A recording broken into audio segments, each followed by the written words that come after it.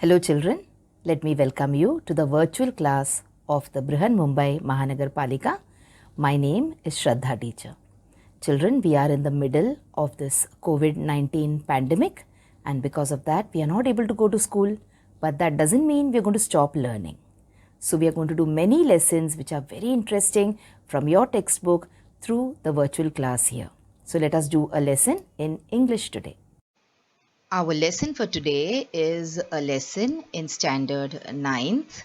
Subject is English, and children, we will be doing a lesson in grammar, that is clauses. Now we will try and cover as many points of grammar is there in part of your lessons in the textbook. Okay, so if you look at lesson number 2.4, that is the fall of Troy, you will see that there are many grammar and vocabulary parts which we are doing continuously. We are trying to tackle each of the points separately. Today we will talk about clauses.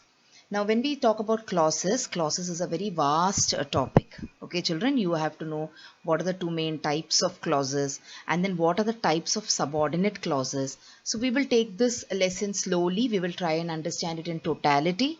We will start from the basics and we will see a lot of examples, so that if you are faced with any question on clauses, you will be able to answer. Okay, so like I told you, clauses are a very important part of English grammar, because clauses are called as the building blocks of sentences. Now you know that when we build a house, okay, you start by putting up the bricks, isn't it? So after you arrange the bricks, then you form a wall. After a particular one wall is formed and then you join four walls together, you get a room. When you join many rooms together, you get a home or a house, and when many houses join together, you get a block or an apartment or a building. So in the same way, these clauses, they are like the bricks in a wall. So without these clauses or the bricks, you cannot have the wall, that is, you cannot have the sentence. And without sentences, you cannot have paragraphs, isn't it? Without paragraphs, you cannot have an article or a story. And without a story or an article, you cannot have a newspaper or a magazine, or for that matter, a novel. So that is why the clauses, which are the basic bricks in a sentence, are called as building blocks of sentences.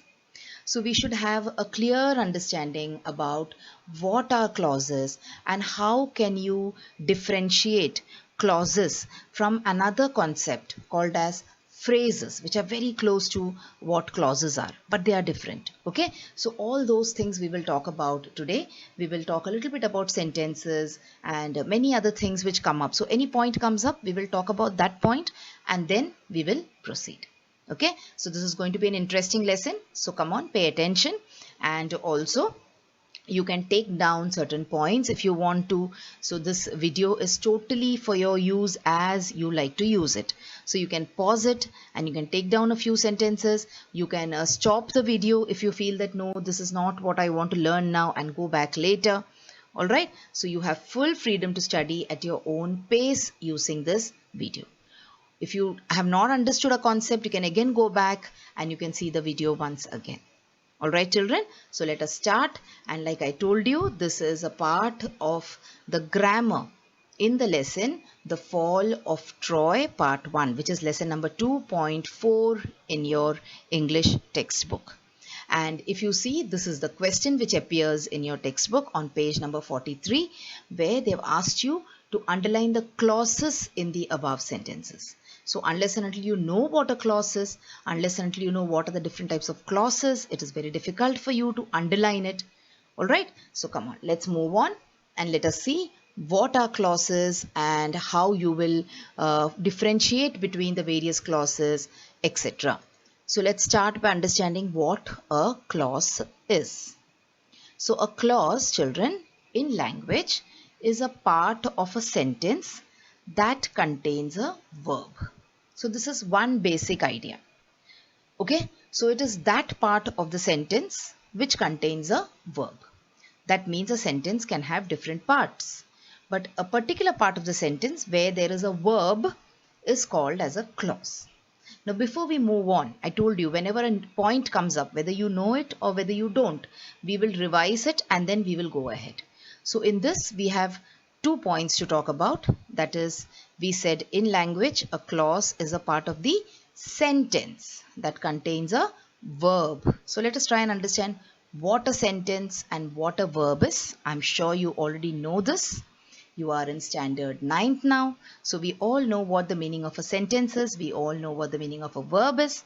Nevertheless, let's look at what a sentence is.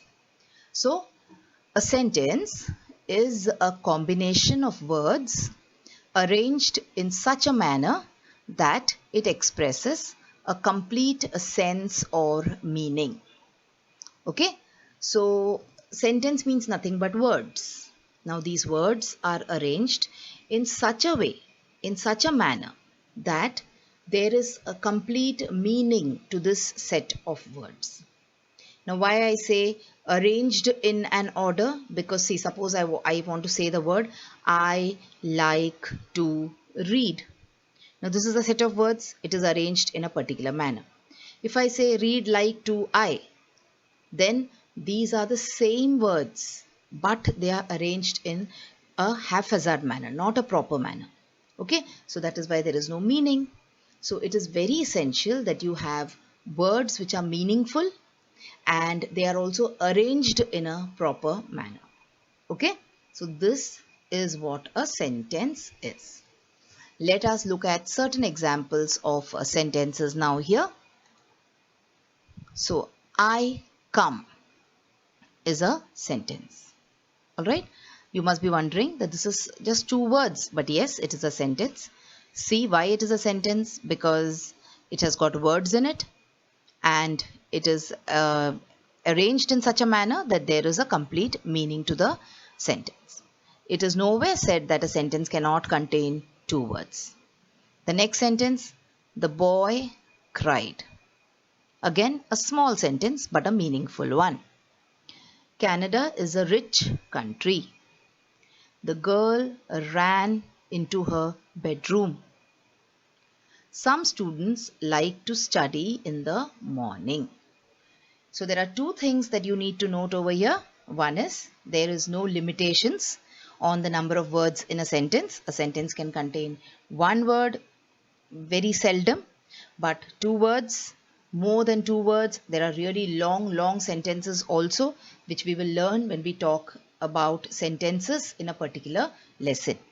Okay, so these are all examples of sentence or sentences. We talked about one more concept now when we talked about meaning of clauses, and that was what is a verb. So a verb is a word which describes the action in a sentence. So we know this also. We know about verbs. We have been studying about verbs. We know that verbs also have various tenses, etc. But even then, since we are picking up this topic and since there is a mention of verbs in this, we will do the meaning of verbs also. So a verb is a word which describes the action in a sentence. So it is a doing word. Okay, the word which does something in a sentence. The verb which suggests action in a sentence is the verb. Let us look at various examples now here of verbs in a sentence. So I play football. So play here is an example of a verb. They skip quickly. Skip. So skipping here is an example of a verb. We eat spaghetti. So eating here is an example of a verb. There is some action being done, isn't it? Now when we had talked about verbs, children, we also know that verbs are also of different kinds. We have transitive verbs, we have intransitive verbs, and so many different kinds of verbs are there. Okay, but we are not going to look at that now. We will look at it when a lesson in types of verbs come up. And look at the next one. Bob is 7 today. So Bob is, it is stating about his, you can say about Bob. It is giving you an information about Bob. Okay, so play, skip, eat, is, all these are examples of verbs in a sentence. Alright children, so we started off understanding what are clauses, and when we talked about clauses, we said that clauses are that part of a sentence which contain a verb. So that is why we looked at what sentences are, and now we looked at what verbs are. Now let us move on to clauses. So a clause is a group of related words containing a subject and a verb. Okay, now it is different from a phrase, like I told you in the beginning of the lesson. It is different from a phrase which does not include a subject and a verb. So see, when you learn English, especially when you learn English grammar, there are certain concepts which are closely related and they may be a cause of confusion also. But once you understand what the meaning is, and once you revise it, now see, if you learn about phrases today and then you do not pick up the book at all for 2 years, and then after 2 years when you pick up the book, naturally there will be confusion in your mind, isn't it? So now remember, a clause is a group of related words and they contain a subject and they contain a verb. Okay, and it is also different from a phrase. Now why is it different from a phrase? Because a phrase does not contain a subject and it does not contain a verb. That is why it is different from a phrase. Okay, now of course we will not move ahead without looking at the meaning of phrases, because I want this lesson to be a complete lesson for you, so that you do not have to go to some other source and refer to what a phrase is, or you do not need to go to another source to check out what the meaning of a sentence or verb is. So when you see this video, you should be able to get complete information about clauses. So let's talk about a clause. So there is a subject and there is a verb. Whereas in a phrase, there is no subject and no verb. So let's talk about what a phrase is. So a phrase is a group of words that go together. They are words which are written together more often than not, but they do not make complete sense. Okay, phrases, they do not make complete sense. Why they do not make complete sense? The reason is here, because there is no subject, there is no verb, and that is why they do not make complete sense. Sometimes you can also say that there is no agreement between the subject and the verb. That also you can say.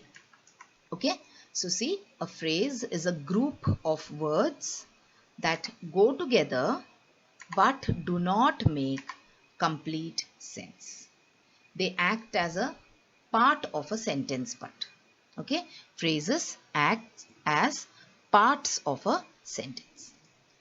So let us look at some examples of phrases here, and then you will understand why phrases do not have complete meaning and why they are different from clauses. And of course we will look at many examples of clauses and phrases together also, so you the difference comes out immediately and you are able to soak in what the difference is. So look at the first example of a phrase. So with soft brown fur. Now what are you talking about? With soft brown fur. Can you make any sense in this group of words which is a phrase? No, because you don't know whether you're talking about a rabbit or a hare with soft brown fur or a dog with soft brown fur. So you cannot get any meaning from this particular sentence. Okay, so that is why this is not a clause, this is a phrase. Let us take one more example. Under the dining table. So under the dining table, what? Is there someone hidden under the dining table? Is there a cat under the dining table? Or has the glass fallen under the dining table? So you don't know what it means, under the dining table. So this is an example of a phrase, because nowhere from this group of words you can make complete sense. You're not able to understand what they want to say, what the sentence could mean. Okay, so two examples we saw: with soft brown fur and under the dining table. And when we talked about with soft brown fur, we thought whether we are discussing about a hare with soft brown fur or a dog with soft brown fur. So there is no clarity. That is why these are phrases. Let us look at one more example. After the high school football game. So what? What after the high school football game? Are the children planning to go and watch a movie? Okay. Do they plan to go and watch a movie? Or are they planning to go and eat some ice cream?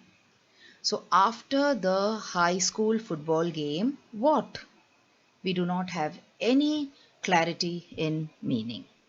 That is why all these are examples of phrases. Okay. Now let's move on and let us talk about what a clause is. So now you know what a phrase is. So now you will understand what a clause is very easily. So a clause is a group of related words which contain a subject and a verb. So that means definitely you will get some meaning from this group of words. It will not be like under the table. Okay. So let's see. A clause may act as a noun or an adjective or an adverb in a sentence. So a clause could be, or it could take the place, or it could play the role of a noun or an adjective or an adverb in a sentence. So we all know what are nouns and adjectives and adverbs, children. But even then, let's take a quick look. So a noun is a name of a person, place or thing. Okay, they are also called as naming words. Adjectives describe the words or describe the nouns. And adverbs are added to the verb to modify its meaning. So the adverb usually tells us when or where or how or in what manner or to what extent the action is performed. So when there is any word which tells us more about the action, then that is an adverb.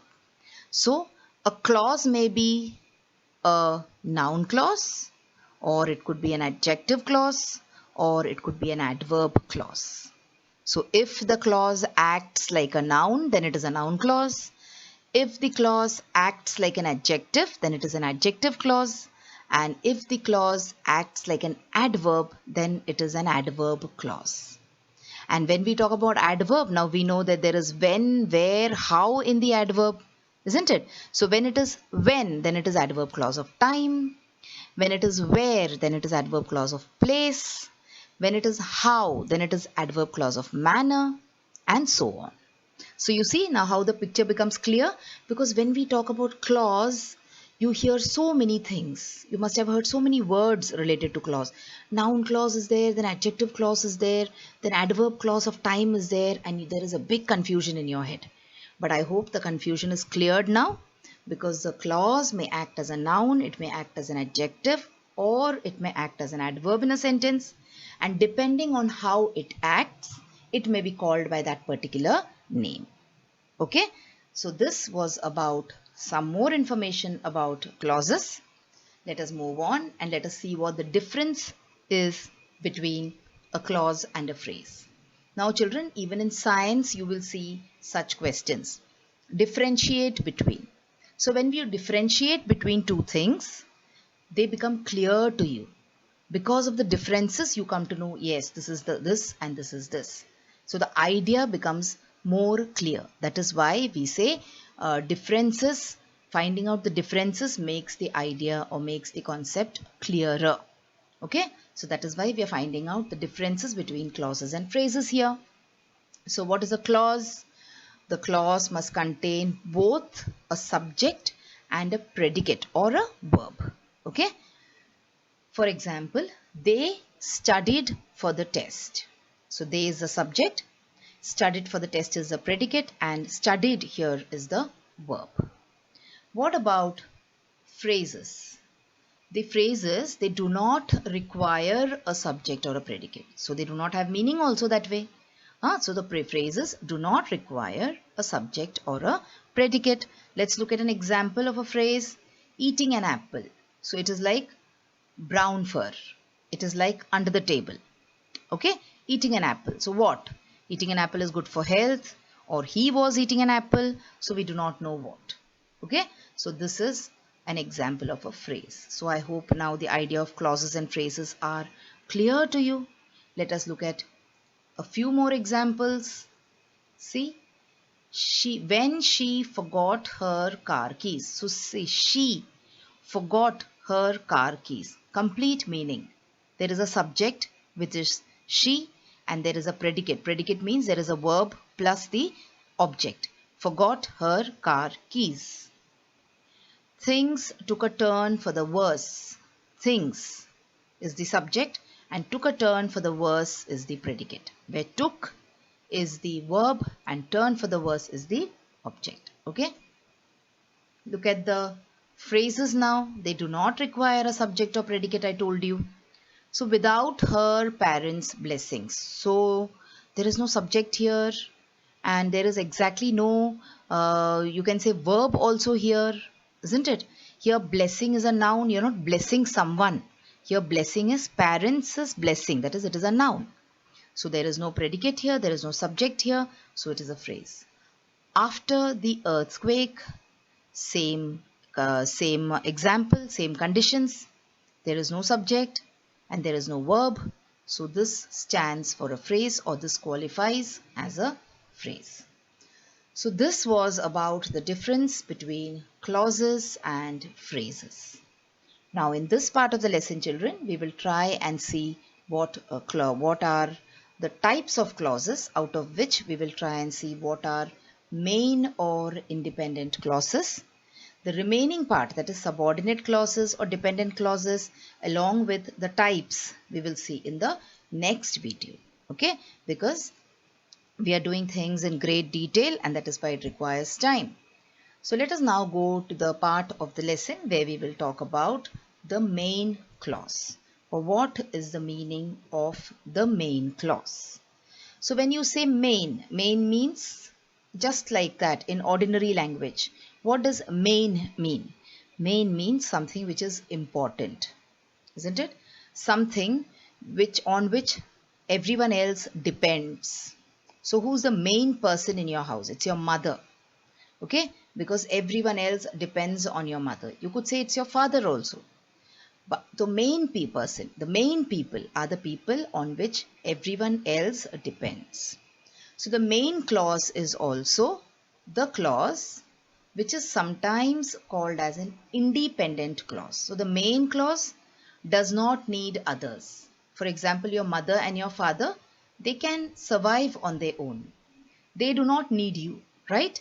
But you as children, you definitely need your mother and father. Without them, you will not be able to survive, or your survival will become very, very difficult. All right. So the main clause, when you say main clause, think about your mother or your father at home. So the main clause is also called as an independent clause. It is independent. It does not need the support or it does not depend on anyone else. So in the main clause, there is a subject and there is a verb. Okay. So now the subject is the person, or the subject is that which does the action, or the person who is involved in the action. Whereas the verb is the action. This we know. Okay. So the doer of the action is also sometimes called as the subject. So what is the main clause once again? The main clause is the independent clause. When we look at the examples, you will understand this better. So see, main clause has its own individual meaning. Therefore, it can stand on its own. And since it can stand on its own and express complete meaning, it is also called as the independent clause. So these are two extremely important things for you to understand. So main clause has its own individual meaning and it can stand on its own because it is not dependent on anyone else. And because it can stand on its own, it is called as independent clause. Let us look at a few examples. So Laurie walked the dog. So Laurie here is the subject and walked is the verb. Okay, and if you take the dog also along with walked, then it becomes the predicate. All right, but now it is important for us to understand that a clause, an independent clause contains a subject and a verb. Predicate also, but sometimes you write sentences without the object. Sometimes you can just say Laurie walked. Okay, so even that is a clause. That is why I'm not focusing on the predicate issue. I'm just focusing on the subject and the verb. Look at one more sentence. Now these are two sentences together. So they are compound sentences. Okay, here you will find two independent clauses. In a compound sentence, sometimes you will find two independent clauses. So Laurie, here is the subject, took is the verb, her dog to the store, and she is again the subject, bought is the verb, him treats.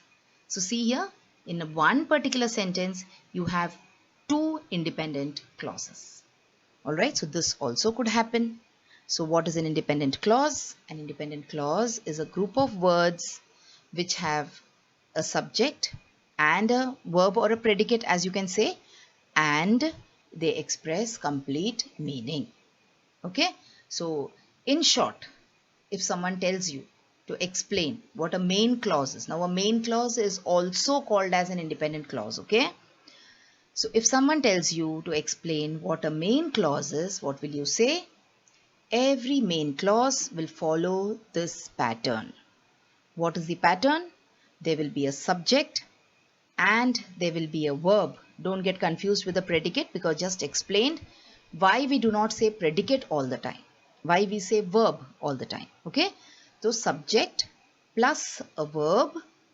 Secondly, it should have a complete thought. So when there is a subject and a verb, definitely that sentence will express a complete thought. So every main clause will follow this pattern. Subject plus verb is equal to complete thought pattern. Next, a main clause is a group of words that can stand alone as a sentence. So when you talked about sentence, children, we saw what sentences are, and I showed you examples where sentences can have 2 words and sentences can have 10 words also. So a 2-word sentence, a 3-word sentence, these are all main clause in a sentence. And we also, in the previous slide, we saw a compound sentence where there are 2 main clauses in a sentence. So a main clause can also be called as a sentence, because the meaning of a main clause is similar to the meaning of a sentence.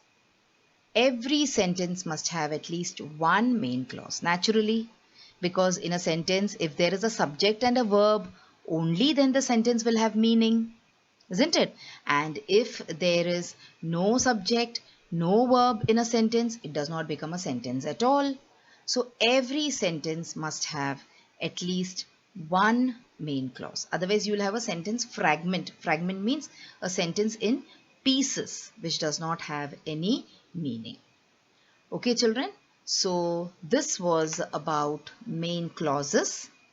Now, subordinate clause is something we will talk about when we meet next time.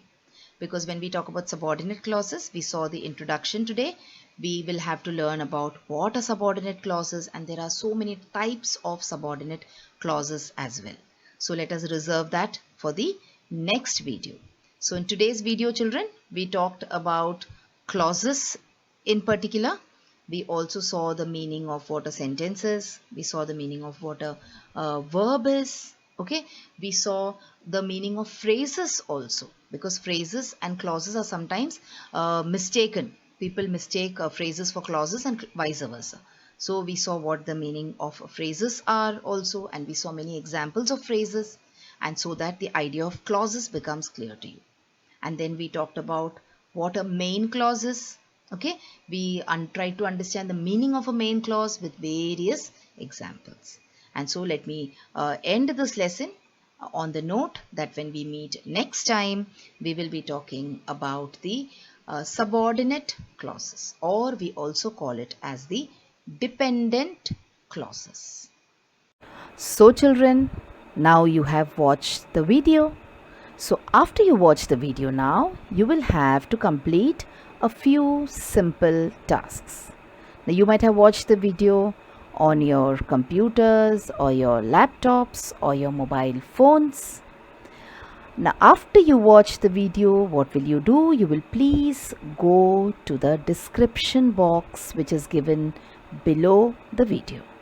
So, what is the description box? See, the description box looks like this. Alright, and after you go to the description box, you will see that there are a few questions there. Now, what are these questions about? These questions are about the lesson that we just learned or the video that you just watched. So what will you do? You will think back properly about the lesson and you will try and answer these questions and note down the answers in your notebook if you want. Okay? After that, we have another task waiting. You will also click on the link which you will find in the description box to fill up the Google form. So now what is the Google form, children? It is nothing but a simple form. There are a few simple questions there about the video which you just saw and also about yourself. So these are the tasks now that you will have to complete after you watch each video.